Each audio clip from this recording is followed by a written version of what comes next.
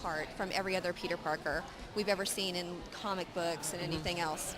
Well, I think, first of all, Peter Parker has been one of the dearest fictional characters in my own personal life. My first Halloween, I was 2 years old, and I was Spider-Man, and I started reading the comics as soon as I was able to read. And as I grew up and realized that I was a skinny kid, I found myself in a skinny body, which didn't make sense to me because I felt like I should have been stronger physically. So inside I felt stronger, and outside I looked less strong. Like, inside I felt like a lion, outside I looked like a spider monkey. And Peter Parker feels like that to me.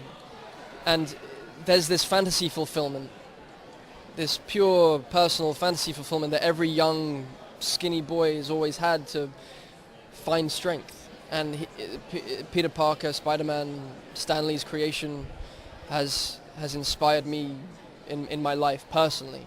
So stepping into this, I felt equipped in a way because I know he's lived inside me for so long, and like millions, billions, countless other people. But I also do feel a great weight.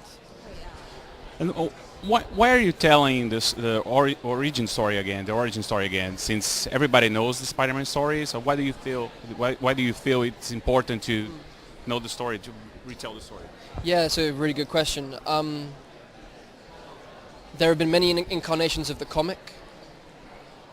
There have been many incarnations of the TV cartoon series, and this is just another incarnation of the movies. And the first three movies that Sam Raimi made will never be forgotten by any fan, by anyone, especially not me.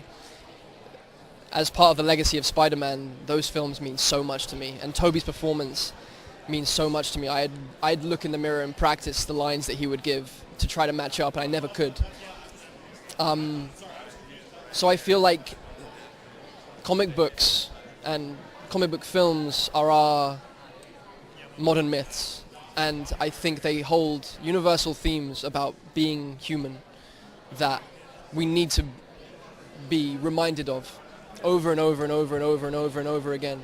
And I think this struggle that Peter Parker has of being a normal kid like everyone, that's why everyone can relate to him, because he is all of us. He's no different to any of us, and that's why he's the most important superhero. And I think it's just, I personally relish being retold. And of course we're approaching it differently, and Mark has approached it very, very differently, and he's making it more grounded, more real and gritty than the first three films.